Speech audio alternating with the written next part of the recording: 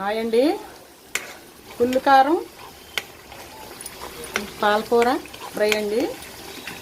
ఇలా చూడండి, ఇందులో కొంచెం కారం, ఉప్పు, కొంచెం పసుపు, కొంచెం వెల్లుల్లిపాయలు, ఒక ఉల్లిబద్ద, కొంచెం జీలకర్ర వేసి వాటర్ వేసి మిక్సీ పెట్టానండి. ఇక కొంచెం నూనె ఎక్కువ పడుతుందండి ఇందులో.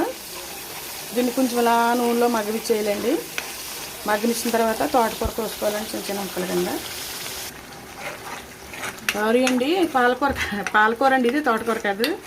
ఇలా మగ్గనివ్వాలండి. చాలా సేపు పడుద్దండి, టైం పడుద్ది. కాసేపు మగ్గనిచ్చి చాలా టైం పడుద్దండి. ఇలా తిప్పుకుంటూ ఉండాలి, అడిగట్టకుండానే మగ్గనివ్వాలండి. ఉప్పు అది సెట్ చేసుకోవాలండి.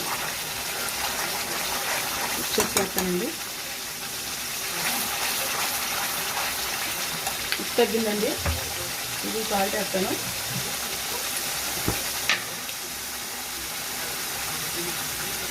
ఎందుకంటే తక్కువ వేసుకోవాలండి. పాలకూరలో కొంచెం ఉప్పు ఉంటుందండి, ఎక్కువ వేస్తే. దీన్ని ఇలా మగ్గనివ్వాలండి.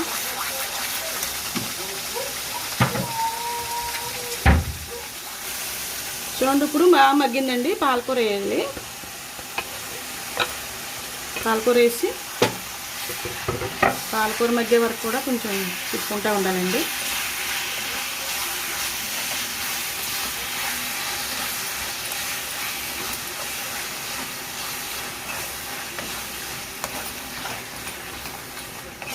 పాలకూర ఉల్లికారం అండి.